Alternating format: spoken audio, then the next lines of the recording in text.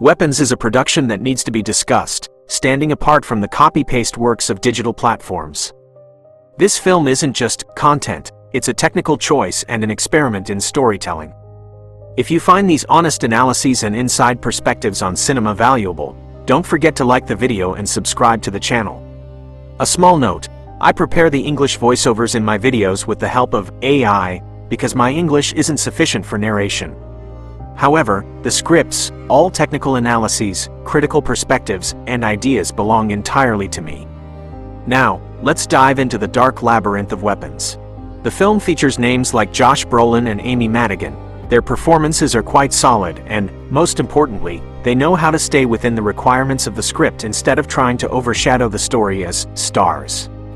Particularly Amy Madigan, who brings the character Gladys to life, won the 2026 Oscar for Best Supporting Actress with the chilling atmosphere she created. The character Gladys isn't just a jump scare element, she is one of the primary mechanisms keeping the tension high through her presence in the scenes. When we look at what viewers are actually saying across various platforms, there is a very clear polarization. Some points that critics find brilliant can be met with fatigue by the public. While the six-part mosaic structure was interesting at first, many users state that it made following the story difficult toward the end, often remarking that it feels like a rushed miniseries rather than a movie. On the other hand, the opening scene where 17 children leave their homes at midnight and start running simultaneously received a passing grade from most of the audience, noting that the eeriness of this scene carries the momentum for the rest of the film.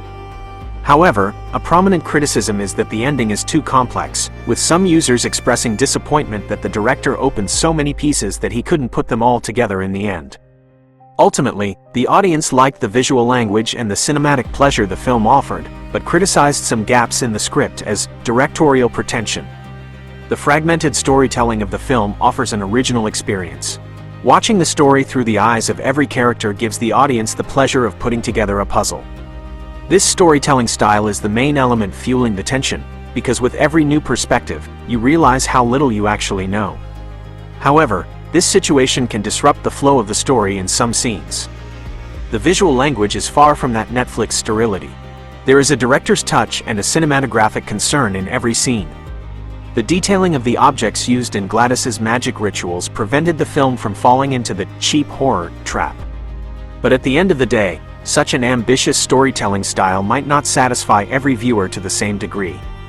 Weapons is a production that shines among the ordinary horror thriller works of recent times, taking risks and offering cinematic pleasure. Its fictional games and the actor's simple service to the story make the film worth watching.